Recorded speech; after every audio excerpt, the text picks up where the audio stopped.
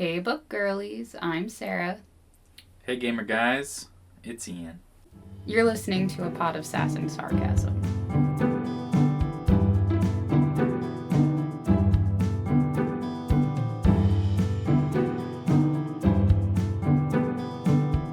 So, you haven't really played any video games in the last few days, but you did play some board games, it sounds like. I did, but if you're gonna ask me to tell you the names of them, it's gonna be difficult. I figured that would be the case, but can you describe your favorite one? Oh, my favorite one. Can you not be moving while you're talking? You're such an asshole. So anyway, my favorite one is the one I know the name the least.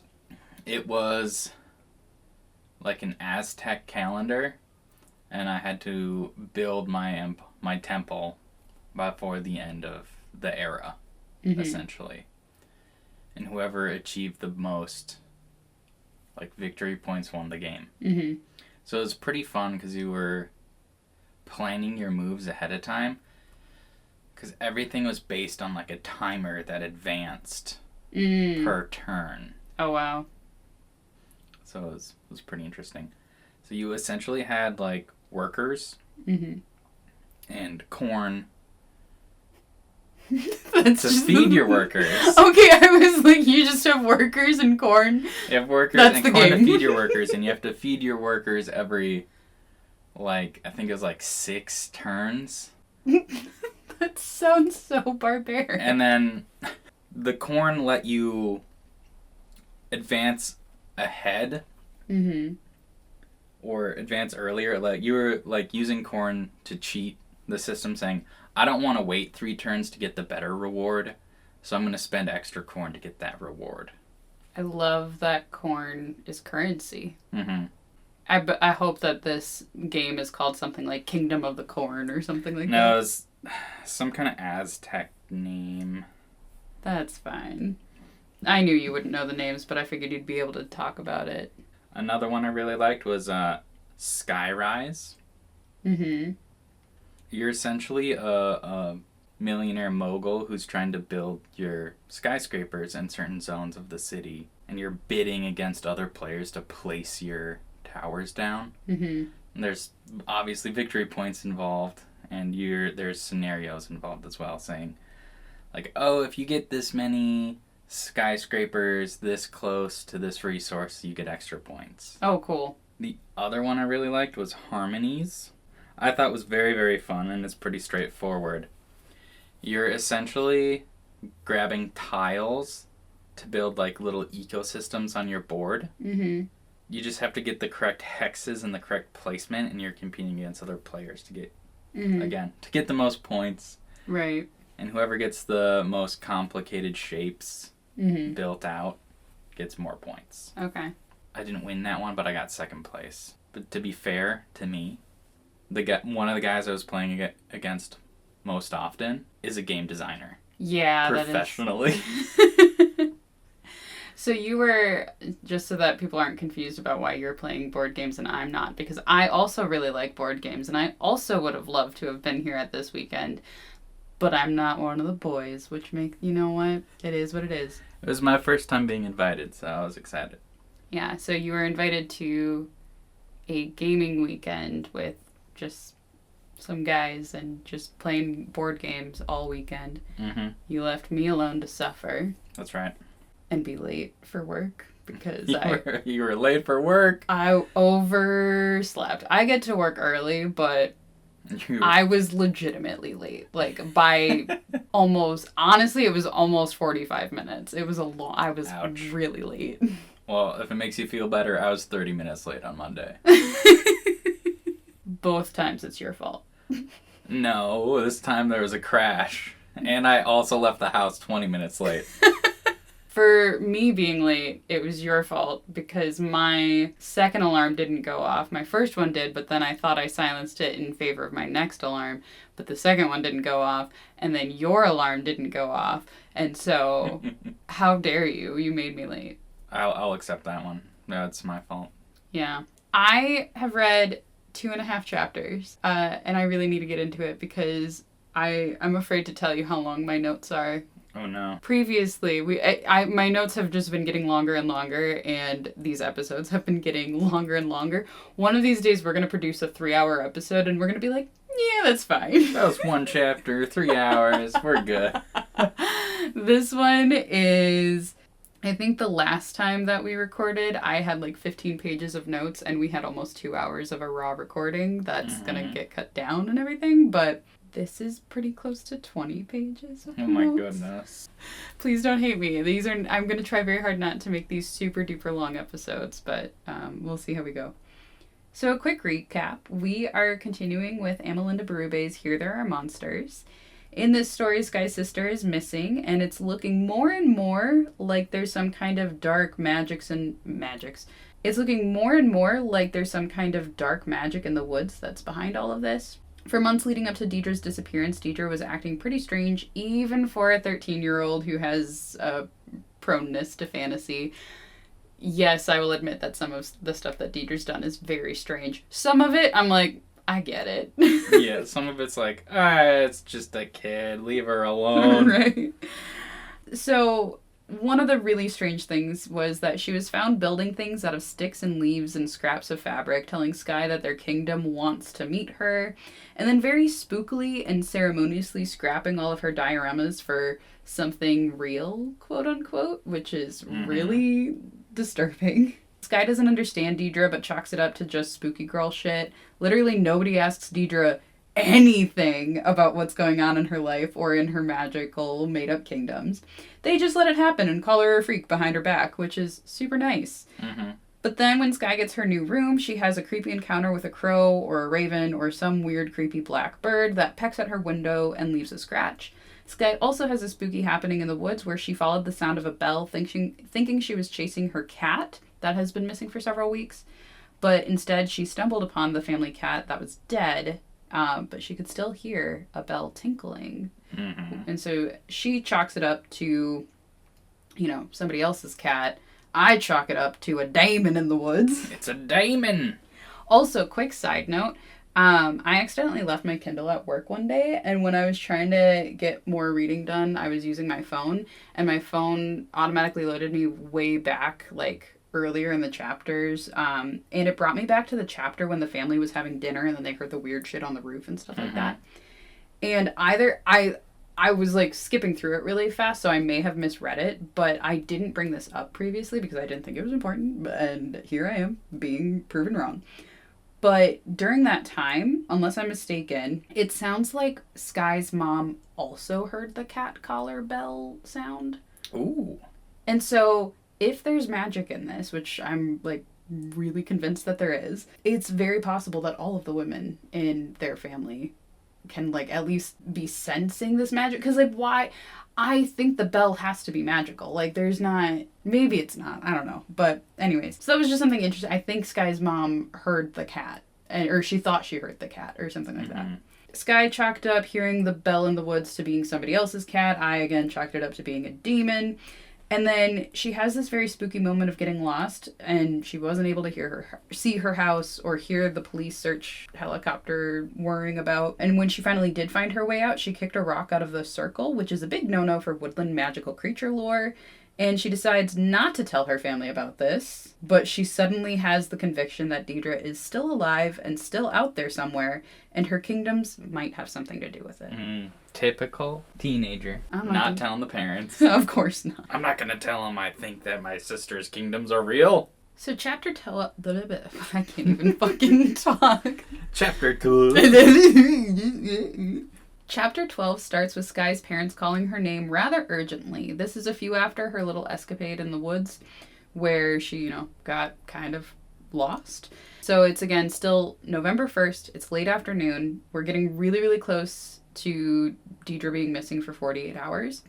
And by the urgency in her parents' voices, Skye assumes that they found something, so she rushes up to meet them, but all she finds is her parents and Officer Leduc with very stern faces holding her sword. You may remember that she yeeted her sword into the night. I think it was the night previous in this story. It's so hard to keep stuff straight because I've been reading this for long.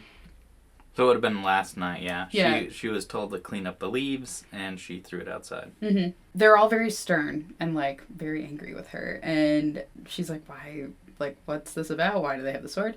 And she's like, that's it? You just called me up here to say that you found the sword? I could have told you where the sword was. Because she also had told Officer Leduc about the sword and, how she'd found it under the leaves. Or at least I thought she did. I don't think she told anyone. Well, because it was with the mouse skulls, remember? When the mouse skulls were lined up on the railing, she told her dad, and then when Officer Leduc came in, she told him about the mouse skulls and how Deibrah had a collection, but also I thought she told him about the sword. I don't know. I don't think she did.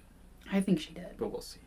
So she's like, oh, that's it? You just found the sword? Okay. But then they kind of start scolding her and yelling at her. They tell her that she could have derailed the investigation or compromised evidence with the sword, and her parents, especially her dad, are very angry and also very disappointed with her, saying that they told her not to go into the woods. We talked about this, Dad said to me darkly, and especially going so deep into the woods, that was dangerous, Skye. And I remember I made a joke about the fact that when she had her whole dramatic moment of yeeting it off of the balcony, that it probably only went a couple feet. Yeah, it's just somewhere in the yard. Yeah. So I'm like, how are they just finding it now? And also, what do they mean deep in the woods? How can you tell the stick is from deep in the woods? Wouldn't that sword be from the last house? What do you mean? What? She's had this sword for a while. Yeah. Wouldn't it be from her previous house? Fuck. Yeah, she had it from the previous house. She yeeted, and they are saying that after she yeeted it, the police found it in the woods. Oh, I just assumed they think the stick is from deep in the woods and it was in the yard. No. They're saying, we found your sword in the woods. They know with it. It's shaped like a sword. Yes, it's made out of wood, but it's shaped like a sword. It's very clear what it is. So how did they not think that it was strange that it wasn't within yeeting distance of the balcony? Because again, I'm pretty sure she told Officer Leduc about the fact that she yeeted it off into the darkness. And even apparently so, to further confuse the situation, apparently Skye even saw it land underneath the apple tree in their yard. And so now they're saying that they found it deep in the woods? That doesn't make any sense. But Skye doesn't even defend herself because, again, she's not telling her parents shit. She's like, whatever. And I think part of it, though, is that she was indeed in the woods. And she didn't think she went that deep, but she, had her whole little scare and she doesn't want to concern them or whatever it is. She thinks that maybe Deibrah picked it up after she threw it. But how she hadn't been found or how she didn't leave any tracks doesn't make a lot of sense. So she's blaming Deibrah. She's thinking that she threw the sword, it landed under the apple tree, and then in the middle of the night, Deibrah comes creeping out, takes the sword, goes into the woods, leaves it somewhere, and then poof, and nobody saw her do any of this, and the police didn't find her. So then Officer Leduc starts, talking to her. I know it's hard, feeling like there's nothing you can do, Officer Leduc says quietly. But this is a race against the clock, a case like this. We can't afford to waste time. And your parents need you safe, understand? I nod dumbly, because they're all glaring at me. But the sword draws my eyes, heavy, solid, impossible, undisputable. Maybe an animal picked it up? It's the only other explanation. So why do I suddenly feel exposed, as if something is watching me, wondering idly if I'll rise to the bait? And so Leduc gives her the sword back, which I'm kind of curious about. I'm like, again, they're not thinking it's evidence because he's like, yeah, when they found it, they thought it might have been Deidra's. But then I told them that, she did tell him about the sword because now I'm remembering this. Because he was like, I had to tell them that you told me about the sword and that it's not Deidra's and stuff like that when they found it. So he knew about the sword. He just, maybe the yeeting part didn't happen. She didn't tell him about the yeeting part. Wow, I know how to talk. It's been a long day. Talking is hard, to be fair. But he gives her the sword back, and Skye decides to keep it under her bed. And I'm wondering if the sword is going to continue to, like, disappear and reappear in spooky places, because that's already happened. Like, it feels like a couple of times where, like... At least twice. Yeah. And so I'm very, like, curious what's making the sword disappear and reappear. Is it a demon? Is it Deibrah? Is it... Deibrah the demon? Oh my god, is Deibrah the demon? That'd be so spooky. So Skye tries to ignore the sword, but everything is reminding her not only of the sword, but of Deibrah, of the kingdoms, of all of this kind of shit. Which, I mean, to be fair, your sister's missing. Mm-hmm. You should be reminded of it. You should be very much heavily aware of it, but okay. She even says, though, that she feels like she's being haunted by the kingdoms and that Deibrah is somehow using them to reach out to pull Skye back in. I've never thought very hard about the line between real and make-believe. It's as obvious as gravity. Or the difference between awake and dreaming. You might move back and forth between them, but you can always tell them apart. Once you're back on the side that's real, anyways. But I'm not dreaming now. The sword was under the apple tree. And I've never fallen asleep like I did the day she disappeared. What the hell is this? And I'm glad that she clarifies that she's not dreaming now, because in this book, who the fuck knows? Who knows? She doesn't know either. Maybe she is dreaming. Maybe she is. And it also felt a little bit like a jab at Deibrah, though, because she always has to put a little jab at Deibrah, being like, I can always tell the difference between what's real and what's not, but somebody can't. Like, bitch. Okay, calm down. But I think we've already found out that Deibrah knows way more about what we all assume, or even, in my case, hope is imaginary or make-believe. And I think Deibrah knows a lot about it and knows that it is very, very real. I have a question for you. Yes. It's been hours since she's been in possession of the sword. We're again getting very close to Deibrah being gone for 48 hours. She's getting restless. So what does she do? She's either going to smash the sword or she's going to go out in the woods again. Or alternatively, call William. Obviously, she leaves the house! That's right! Of course she leaves the house. Like, what else? She goes to the creek, and I don't know really what her motivation is here. I think it becomes a little bit clearer later on. But she goes to the creek and performs the ritual that she and Deibrah always used to do to unlock, quote unquote, the gate to their kingdom. So she's like, she's not going off into the woods necessarily, but she's outside dicking around near the woods, but like she's still within like eyesight of people that are at her house, like the cops and everything like that. I'm not thinking as I pull Mom's rain boots from the closet, not thinking as I slam through the door into the deepening evening. Shadows and chilly silence pool among the trees as I march across the yard toward the empty lot. Browning lawn gives way to tall, rustling grass and thistles that catch my legs. I wade through them, up to the bank of the creek, where the water gets deep enough to slice through the reeds in a shining ribbon. I stop there to comb through the grass for a stick, a nice straight one, with a witchy fork at the end. Stupid. God, this is so stupid. I hope she's good and pleased with herself wherever she is. I hope she's satisfied. I stab the end of the stick into the muddy bottom of the creek, twist it around like a key, as far as my wrists will go. This is how we always opened the gate to the kingdoms. But it's weird without her. All wrong. I could swear Deibrah is standing right behind me, looking over my shoulder. The cop in the nearest car is frowning at me, wondering what the hell I'm doing. I don't know what I'll tell him if he asks. I shuffle in a hurried circle, splashing in and out of the water, 3 times around the stick in the mud. I'm supposed to use that oath of hers. Words I haven't spoken since the spring. I almost turn back to the house, but somehow doing it halfway is worse than trying it in the first place. I close my eyes and inhale slowly. Give her back, I mutter.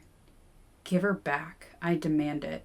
By wood, stone, water, and bone. I repeat it one more time, walking faster.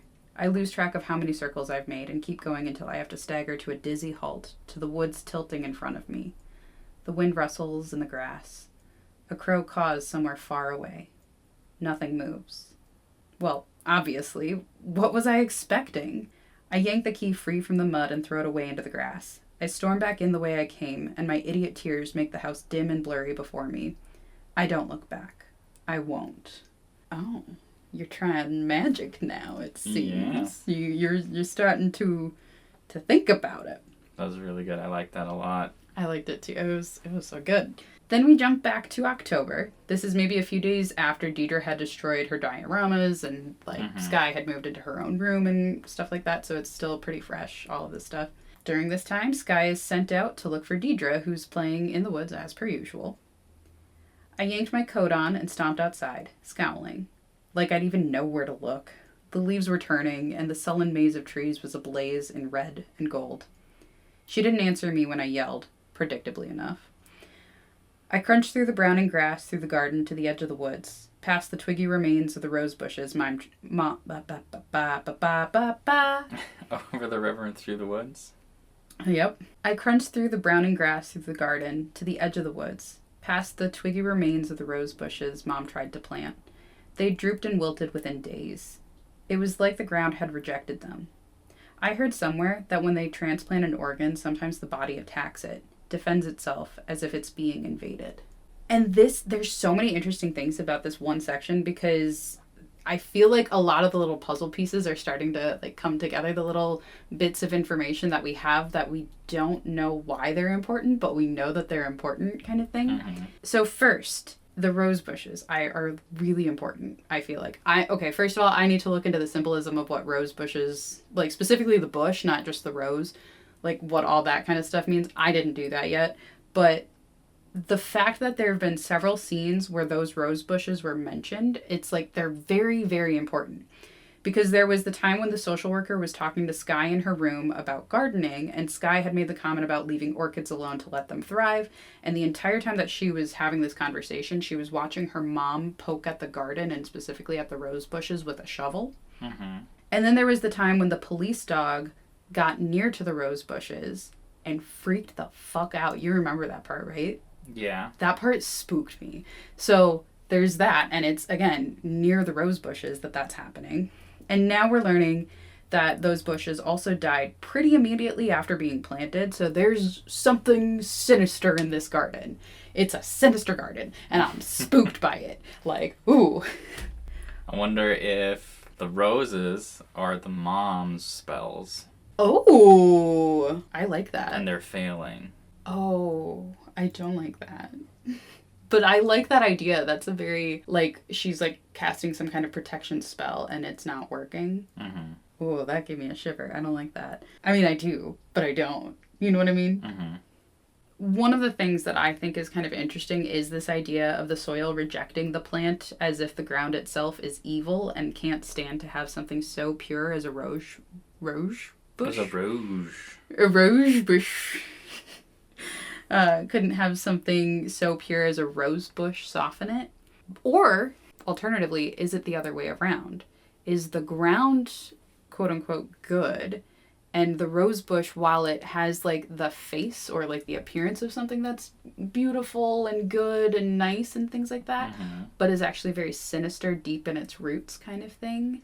Just because she compares the bush to the transplanted organ, and the organ is the thing that's being treated like the invader, and the bush is also being treated like it's being attacked by something, mm-hmm. and it's, so it's, this brings me back to the idea of maybe William and the Wright family might be somehow the monsters in this, because Deibrah keeps talking about William and his family as being invaders. And so mm-hmm. I'm wondering if the rose is symbolizing William.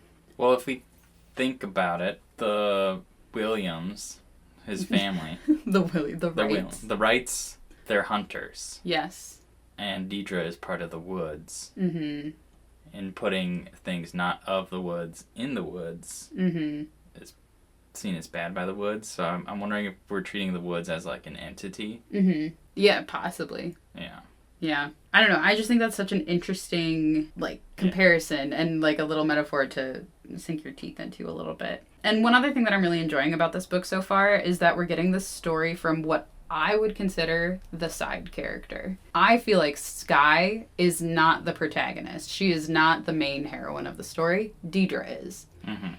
And you don't get a lot of stories that are like that. Most of the time, in any other case, if I was reading a book that's like this, where a teenage girl discovers that there's magic in the woods and all this other kind of shit, it would have been Deibrah. And Deibrah, it would have been from her perspective, and it would have been about how she overcame all this kind of shit. Yeah, and how other people don't understand that magic does exist. Exactly. And so, like, we would be getting this whole, like, we wouldn't think that Deibrah's crazy. Like, we wouldn't be getting these things of, like, is she just being a normal teenager? Is she, like, mentally ill? Or is she actually, like, is there actually magic here? In any other story, I feel like, we would be like, we would believe Deibrah and we would understand why she couldn't tell people about stuff and why she wouldn't even feel like she could explain stuff. But instead, we're like, damn, she's crazy and she doesn't explain herself ever. Even when prompted to, which is pretty rare because nobody apparently cares about her, which is really sad. But I kind of love this whole, like, we are looking at it from the outside of one of those kinds of stories. We're not looking at the main hero. We're looking at the sidekick, basically, which is... Yeah. I just think it's really fascinating. I made a full circuit of the yard, hopping awkwardly over the ragged ditch where the creek had sunk to a sluggish brown trickle, pushed through the tall dead grass to the castle, threaded my way around the back, through the leaning cedar doorway, into the chilly shade of the clearing. This is, by the way, I don't know, I feel like we were talking and we got kind of sidetracked. This is still that same chapter when, like, her mom told her to go out. This is, like, October. Yeah. This is before she's missing. It's not like she's just going out there being... I figured that out. Also, I'm excited if they maybe mention what the inside of this circle looks like now. Because they said something was missing. Yes. What are we going to find out that was missing? Yes. Deibrah, I shouted, turning around and around. Deibrah, you have to come home. Stepping backward, I nudged something with my foot, something that rattled away with a hollow sound. A bone. Broken and cracked, worn to a silver gray, almost like driftwood. It was one in a pile, carefully stacked thigh-high. It was obviously Deibrah who'd put it there. Who else? The stone circles were Deibrah all over. The bones, though, that was a whole new level of creepy, even for her.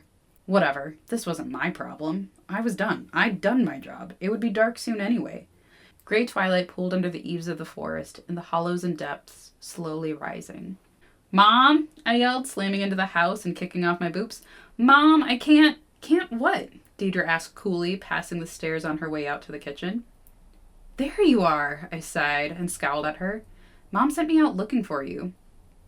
Well, I've been home for like 10 minutes, she shot back, tossing her hair. You could have at least answered me, I snapped. I know you heard me calling. Sorry, she said, clearly not sorry. Yeah, well, I went stomping all over the yard looking for you. I glared at her. Oh, my God. Glared. Gleared. I glared at her. I don't know if you want me to tell you, but you said boops instead of boots earlier. Did I? Fuck!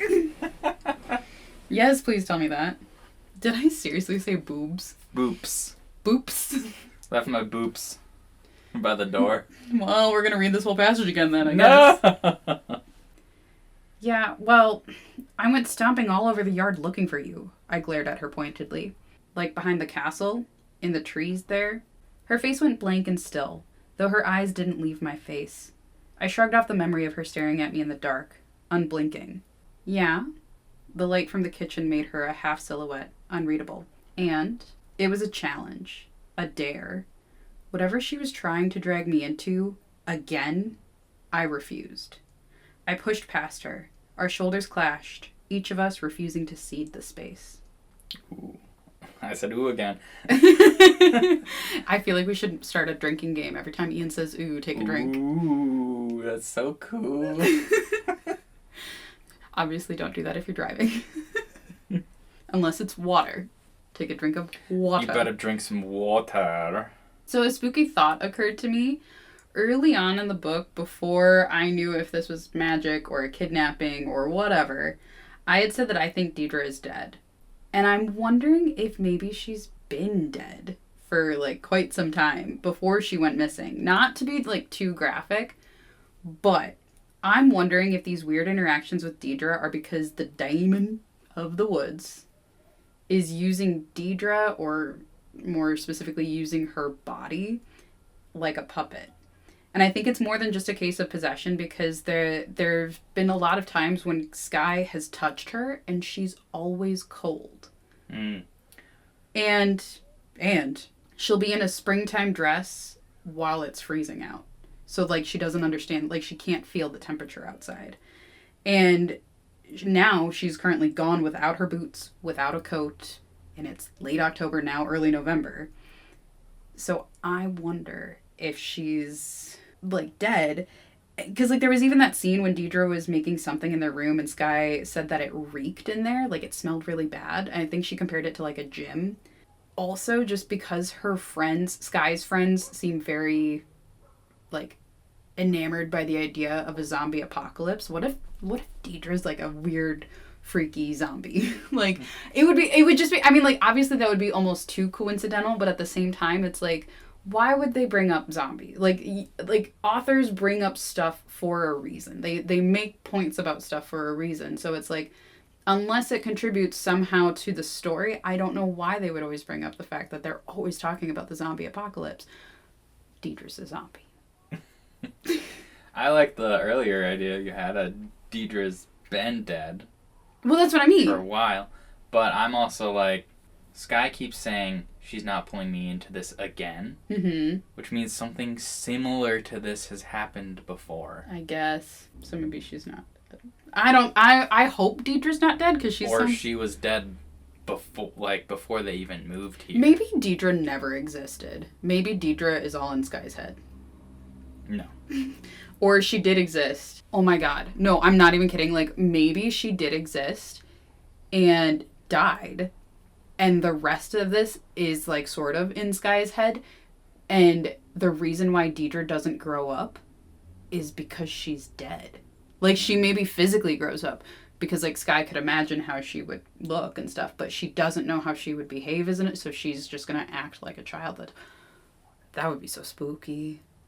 So spooky. I don't think that's what this is. But that would be a really weird and creepy take on it. But also, I do think realistically, if this is the case, if Deibrah is actually dead and has been dead for a while, I just find it highly upsetting that Deibrah must be so neglected that not a single person looked at her and went, huh, you look kind of dead. You look kind of terrible, child. So I really don't want that to be the case. But I just thought it was kind of an interesting thought that maybe Deibrah is dead in some way. Mm-hmm. And just the idea of her having been dead since before she went missing would be really creepy. But anyways, okay. So a few days later, Mog, the family cat, goes missing. So we knew that the cat has been missing, and here's where it happens in the story. So Deibrah takes it especially hard, and Skye at first assumed it was because Deibrah and the cat were, like, best buds. The cat basically picked out Deibrah as its favorite person. It always slept with Deibrah. It followed Deibrah around. Deibrah was really the only one that allowed to hold it and all that kind of stuff. So, like, Deibrah was really close with this cat. So obviously she's going to take it pretty hard if the cat goes missing.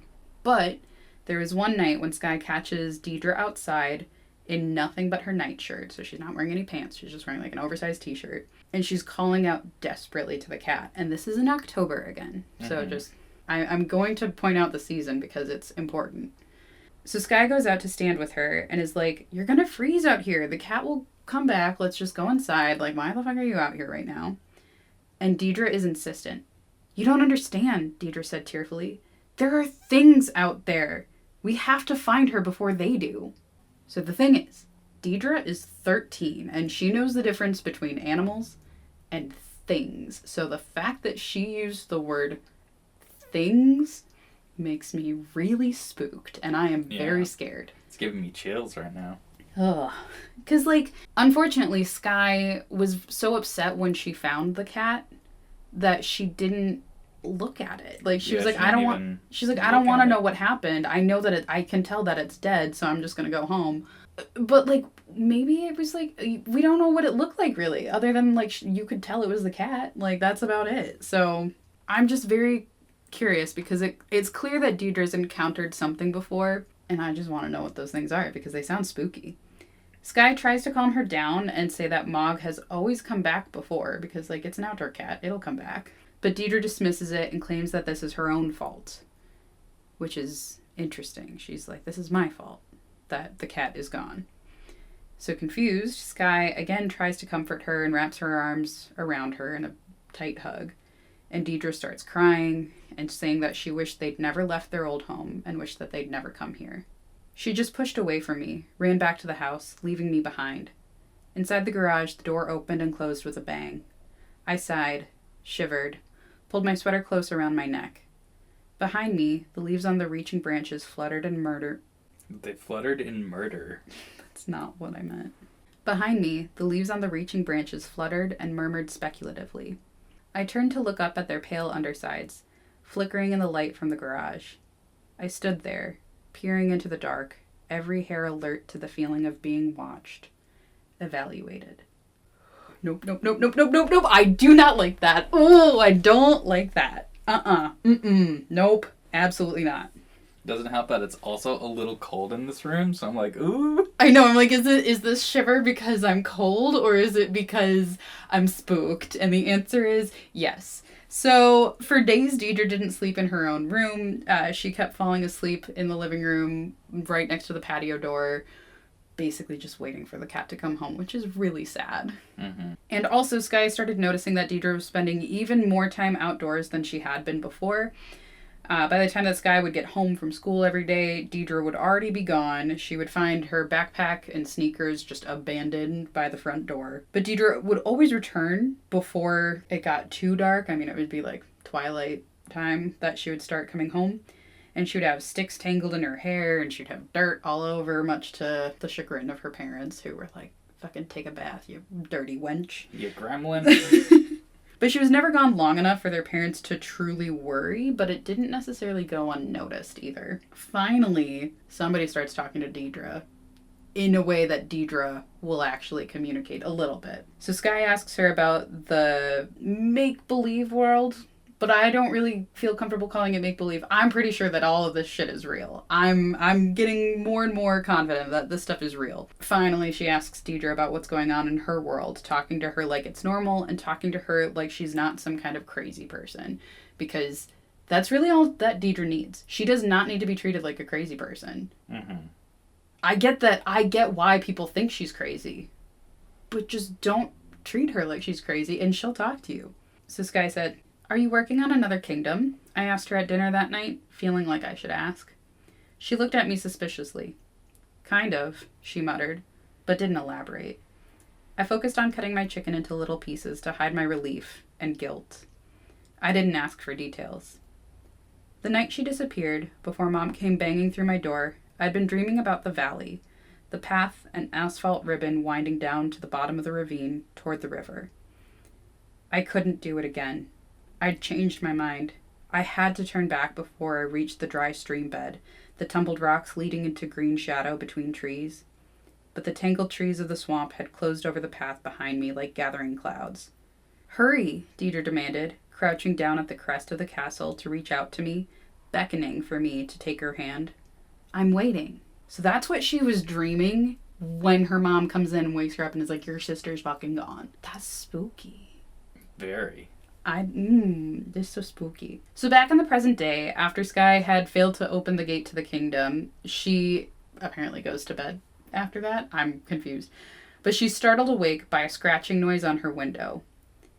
At this point, we're probably right around the 48-hour mark of Deibrah being gone. Mm-hmm.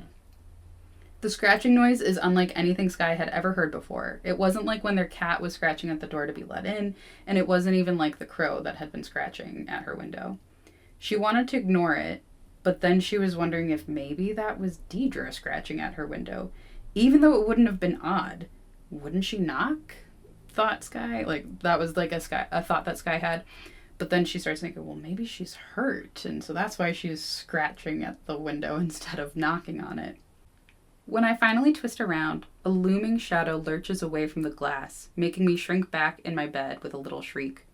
The porch light leaves it in shadow, no more than a silhouette, but it has a corner that lifts and falls, like a knee or an elbow under cloth. I throw the covers off and jump up to look out the window, but the twitching lump of movement steals around the corner of the house and disappears. I run upstairs to the long window overlooking the yard. Something's out there, skirting the spill of light from the house. Something upright and faintly paler than the night, making swaying, staggering progress toward the edge of the woods. Oh my goodness. I'm worried she's gonna chase it out there. Oh, of course she does. Absolutely. Oh. She's like, I need a fucking flashlight. And she grabs her shit. She puts her shoes on. She runs out the door. She slides down the stairs. And she's like, where the fuck is it? Because here's the thing. She thinks it's Deibrah. Oh. She's like, that looked like a knee bend. Deibrah, fucking run. So she runs out there. She's calling Deidra's name, and she's like following it around the house, where she finally sees it stop in front of the expanse of woods. And she gets closer, and then she's not so sure that it's Deibrah. Ooh. Oh, I said it again. Take a drink. Hydrate yourself. The slight figure of hanging white stands still at the edge of the yard, glowing brighter in the approaching light of my phone. I stumble to a halt at the corner of the house, panting, peering out at it. The white shape doesn't move. Fumbling, trying not to take my eyes off it, I bend down to pick up one of the long scraps of 2x4 that my dad left lying around on the grass. It's an awkward weapon, too wide to grip properly. I wish I had my sword. It's only wood, but I know I can do some damage with it. Clutching my phone, holding the 2x4 out defensively, I creep closer. Deibrah, is that you? It doesn't move. Not a twitch, not a turn, not a hesitation. Is it her?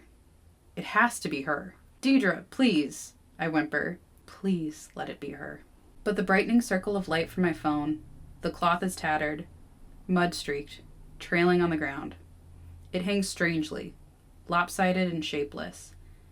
And what I thought was an arm is a wizened silver branch draped with a scrap of shimmering blue cloth, and a stiff claw of a hand that isn't a hand at all. It's an antler, pale bone. It's turning to face me, with a rustle and creak like a tree bending in the wind, like something stalking through the woods. And its face is bone too, a long white skull, an animal skull, sockets emptier than the sky. My scream is breathless, choked, and I drop the phone to swing the 2x4 in a flailing arc. The nightmare figure collapses in pieces with a thunk and clatter. The wet cloth slaps onto the ground. And something glittery flies from the tines of its hands. Antlers. Hands. Whatever. To land in the grass at my feet. A gleaming gold medallion. A familiar tree twining roots and branches in a knotted circle around its edge. Oh? Isn't that so spooky? That is. First of all, you wake up, it's the middle of the night. You hear a scratching sound that you've never heard before, and you're like, what the fuck is that? You look at your window, and first of all, just seeing anything at your window would scare you.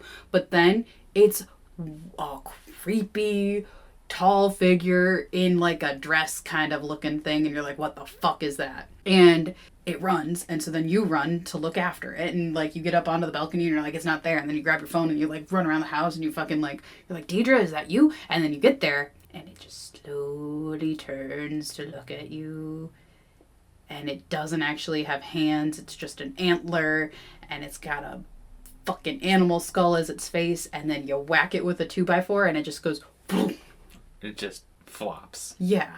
And then there's an amulet there. An amulet she recognizes? Yes. So she grabs the amulet and runs back into the house, freaked the fuck out, obviously. She slams through the back door, and that somehow doesn't wake up her parents. And she tries to catch her breath, but she's obviously extremely jumpy. She closes all the blinds because she learned her lesson that fresh air is for dead people. # morbid. She listens to Morbid Podcast now. This is not an ad for Morbid Podcast. I just really like their stuff. And yes, that is where I got Fresh Air is for Dead People. You should listen to it. Anyways, so she tries... I don't wanna. She tries to catch her breath, but is extremely jumpy. She closes all the blinds. She learned her lesson.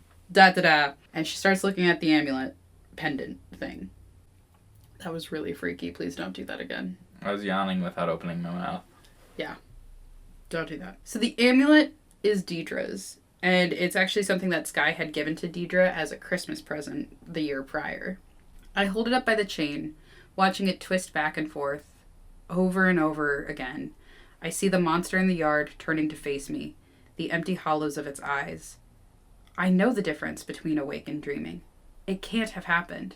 Is this me losing my mind? This is what nightmares feel like. The pulsing, unreal fear you can't shake. It's chemical. Something pouring through your brain. You can't trust it. But I can still feel the 2x4 in my hands, the reverberation of the wood at impact.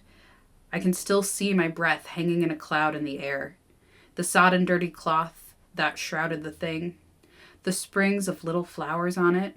The sky blue fabric loped around its arms, fraying, familiar, slinkier than anything I own. Was that what Deibrah was making in our room that day? with the bones in the clearing, the shreds of Mom's sheets, of my dress, that thing. She's been making monsters since we were kids. None of them ever came to life, but she never made them here before, in the shadow of those woods. And she's been getting weirder and weirder ever since we arrived.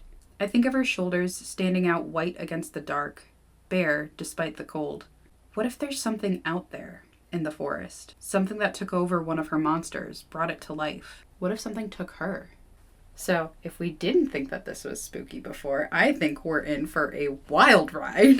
We are in horror territory now. This is scary. Setup complete. I am scared. The thing that's actually kind of really scaring me is this whole thing of like the springs of little flowers on it, and like she was talking about like the cloth that was all like draped over it and whatever, and like all those things. Like she's recognizing these are the things that Deibrah had. Like she had these strips of fabric, she had all this stuff. But like the thing that's freaking me out is the idea that it had like little flowers near its head, because Deibrah kept wearing like these flower crowns and she would like braid and so I'm like, was that Deibrah? Like not just something that Deibrah made, was that weird creepy thing in the woods, or not in the woods, but like that was like knocking on the, was it actually Deibrah that Sky found and then hit with a 2x4? Maybe. Thinking it could be. It's Deidra's avatar. Or like something that she can like assemble together like by some kind of weird magic. But like I wonder if like Deidra's in some kind of like other dimension where like she's here, she can see what's happening here but can't really interact with it all that much, but she could like pull those things together to make a body of some sort. Yeah. I don't know if you noticed, but it happened. She went through the door. The metaphorical door of the hero's story. We're like halfway through the book. I know, it's really late for that to happen, but like the call to action part took a long time. Yeah. I also think maybe it took such a long time because she's not the main heroine. Mm-hmm. Because Deibrah is the main heroine. Deibrah was through the door before the book started. Yes. So we had to be somewhere in the middle there. Sky starts thinking about how all of the things that have happened since Deibrah went missing, the cat bell, the scratching sounds, the sword, the amulet, they must be a message from Deibrah. Deibrah? Deibrah. It's the message from Deibrah the demon. Deibrah, is that you? No, my name is Deibrah. I'm a demon. Deibrah. Come back. Can you imagine just summoning a demon? What's your name, demon? I'm Deibrah. Deibrah? No, it's Deibrah. So anyways, Sky is thinking that all of this has to be a message from Deibrah. Some kind of cry for help or like a call for Sky to rescue her in some way. On the other hand, she thinks that maybe this is a dare. And I wonder, I know Sky thinks that if it's a dare from Deibrah. I wonder if it's a dare from the creepy woods demon. Like if it's the bad guy there. Regardless, she decides to dig out the sword from underneath her bed, and yes, it's still there, which I found highly disappointing, because it would have been so much cooler if it wasn't there. Well, the sword keeps trying to get back into her hands. Oh, I didn't think about that, but yes, you're right. And she very quickly starts believing that all of this time that she and Deibrah were playing pretend, all of those times were actually real. On the one hand, I also believe that if I saw a spooky demon creature made of bone and twigs that vanishes on contact, I think that would make me believe in literally anything. If I saw that happen, I'd be like, yep, everything that I ever thought was make-believe is fucking real. If I saw that kind of thing happen. But on the other hand, Sky has been so resistant to all of this that I'm shocked that it just took that for her to be like, oh my god, magic is real. Like, she's very much thinking that this is real. I'm feeling that she's always thought it was a little bit real, but she's resisted it. She's always been resisting. I can see that because in the past, she was kind of involved in it quite a bit, and she was having fun, it was a plaything. And then she's like, I'm going to step away, because we don't actually know what happened at the old place. Right. Well, and there was a lot of mention in this part about Tyler and stuff like that. And, like, specifically because she starts to, like, become the Queen of Swords again in this scene. Mm-hmm. And she was saying, like, she started comparing the Queen of Swords to a monster kind of thing, and she's like, well, maybe the Queen of Swords isn't this monster and stuff. And it's talking about, she talks about, like, Tyler, but in very, like, vague terms, because I think there will eventually be this reveal of what actually happened to Tyler. And I think I agree with you that she's just been very resistant because she thought it was pretend, and then maybe something happened to make her think maybe it's not pretend. And that would have been whatever happened with Tyler. Mm-hmm. And then she's like, that's not me anymore. I'm not going to do that. And so then when they move, she's like, I'm going to create a whole new person. I'm not going to be the Queen of Swords. I'm not going to do any of that kind of shit. And then this happens. Mm-hmm. And she now has to, like, admit that it is real. So maybe this kind of thing has happened before. Maybe not quite to this extent, but yes.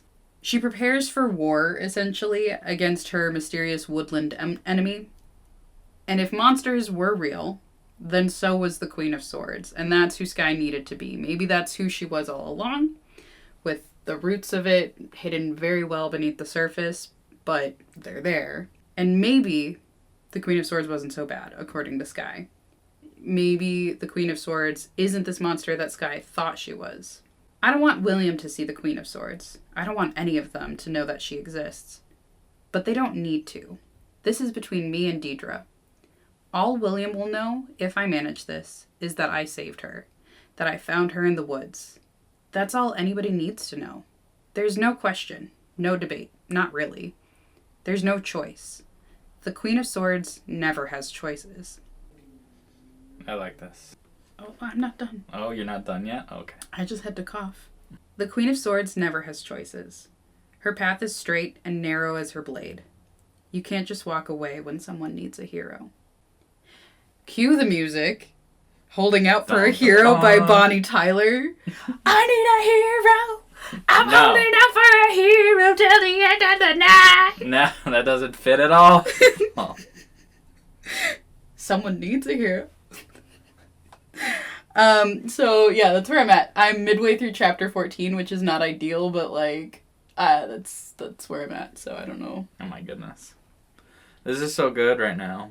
I was waiting for something to happen. And like, we were getting trickles of fun. Like, it's really good. Yes. I feel like it's the halfway point in the book because things are going to happen quickly now. Yes. I get that sense too. I think now that we've admitted that magic is probably real, I'm still kind of like, we're like a little bit on that fence there of like, what the fuck? But like, that spooky woods creature, even if it's Deibrah, spooky. Mm-hmm. And then on top of it too, then there's like the idea of how long has this been happening? And is Deibrah still with us in the mortal realm ever? I don't know. Does the mom have magic? Like, there's so many more questions now. There's, like, just within these, like, 2.5 chapters, it's been, I don't know. I just think that we've got all these, like, spooky questions that we get to explore now. And I don't know where it's going. Like, that's the thing. Like, obviously, like, Deidra's gonna come back, I think. Maybe. Yeah, I feel like Skye is now channeling her connection to this other side. Yeah. And then I just feel like Deidra's connection to the other side is more weird. Yeah. Like, I'm going to relate this to video games a little bit. Because, like, go for it. Deidra's class is Necromancer or Druid. Okay. And she has a more direct connection to the natural world. And she's able to manipulate them. So I feel like Deibrah did send this creature to get help. Mm-hmm. It's just, since she's been making monsters her whole life, I think monsters are her friends. Like, these specific monsters are her friends, but there's something else. Right. Like, attacking their new kingdom. Yeah, I think I'm going to relate this to not quite a board game, but a card game. I think that if this was fantasy realms, that Deibrah would be both the Beastmaster and the Necromancer. And everyone else is just like, what? Everybody listening to this is like, what the fuck are you talking about? Play this game. It's called Fantasy Realms. It's super fast. Yeah. It's super fun. And when you read the Necromancer and the Beastmaster cards, you're going to be like, that's Deibrah. And Sky is the Empress, and she has the Sword of Keith. Is she not? Isn't it the Sword of Keth? Not Oh, Keith. whatever. It's not Keith. It's Keith's sword. Keith specifically, and his shield. No, who's the... Oh, you're right. It is the Empress. The Empress is the one that doesn't like the other leaders. Mm-hmm. Oh, man. We're gonna have to, like, show people what this fucking game is so that they're not freaked. They're not like, what the fuck is We need this? an affiliate link. Oh, my gosh. But, yeah. So that's where I'm at, bro. Oh my goodness. Isn't it scary? Yeah, it's quite creepy. Like, I was creeped out a lot. Like, just the fact that, like, her sword comes back and they're like, we found it in the woods. And then, you know, she goes and does her little ritual. And, okay, while she was doing her ritual and she's like, the police officer is frowning at me, I still had that, like, thought. I know that this is not going to be, well, I don't know this for sure, but, like, I'm 99.9% sure that this is not going to turn into a hot fuzz situation where the whole, like, town knows about the magic kind of shit. But there was a part of me when she was like, I don't know what I'm going to tell that police officer if he asks me what the fuck I'm doing out here. And he's, like, frowning at her. I'm like, is he frowning because he knows that you're, like, on the right track and that you're going to, like, save Deibrah and he's on the side of the creepy thing that took Deibrah in the first place? No, I think he's frowning because he told her not to go out and about anymore, and there she is out and about. Well, that's not necessarily Officer Letic. That's just a police officer. She didn't say it was Letic. Officer Letic is the one that's at their house. There's many of them at their but house. He's the one that stays there. He doesn't stay there. That'd be weird. Well, one person does stay there the whole time. So. Yeah, but they have, like, shifts of people that, like... Nope, it's all Officer Letic. The real monster, Officer Letic. He's a creep. He's just staying in their bushes. He's a replicant. He's got multiple copies of himself. Oh my god. Well, and, like, just all this really creepy stuff with, like, the rose bush, too. I'm fascinating to, like, read more about that. And I am very curious how the rights pull into all of this, because why have them as characters if they're not gonna somehow pull into it? And I am curious to see if Deidra's right that they are invaders.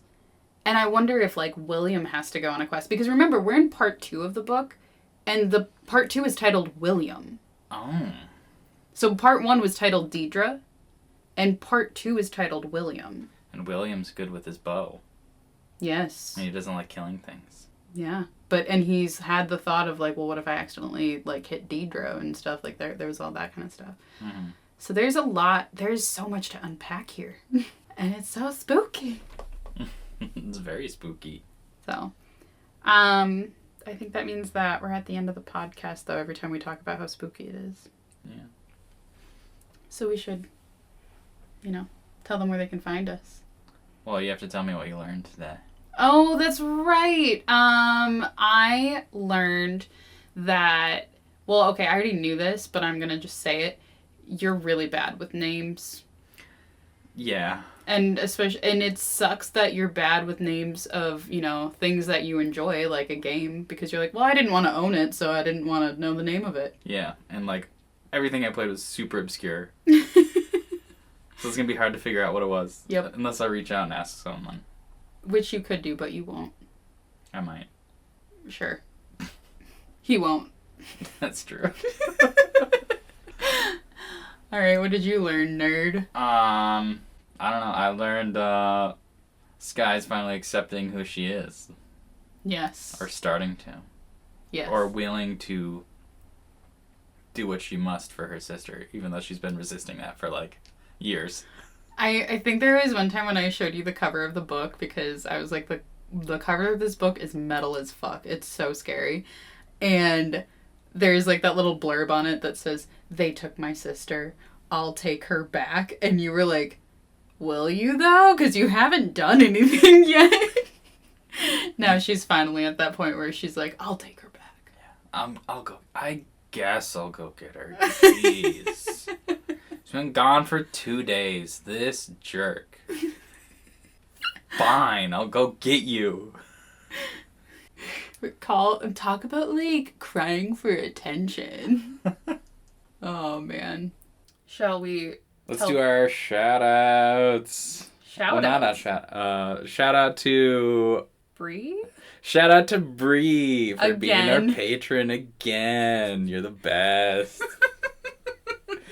And Thanks, Bree. what I meant to say was, where can people find us? Our socials. Our socials. That's right. Do you want me to do it this time and say you can find us on Instagram at? No. Is that because you don't know what they are? Yeah.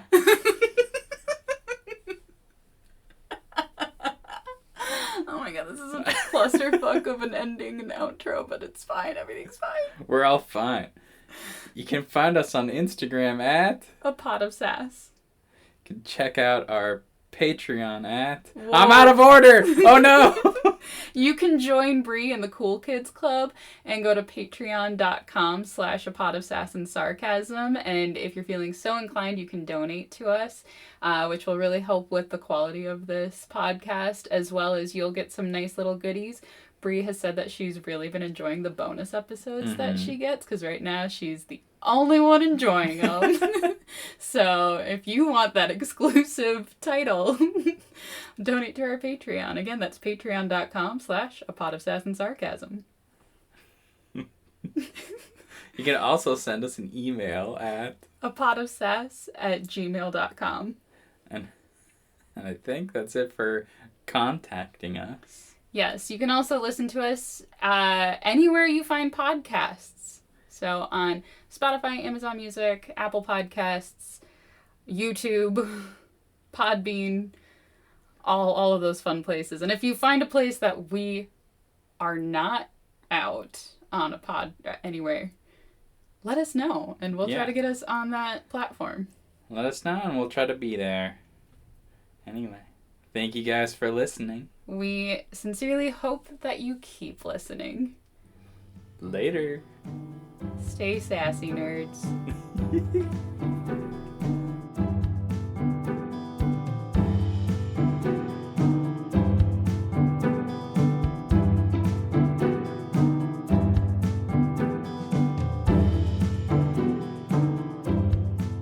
Are you just not going to tell us the name of the first one? I couldn't think of it. You didn't put it on Amazon? No, because I didn't really want to purchase it at the time.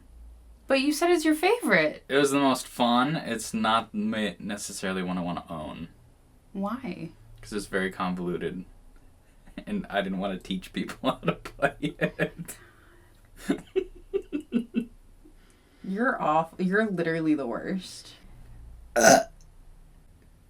Is there another one coming after that? Okay. Yep. There certainly was.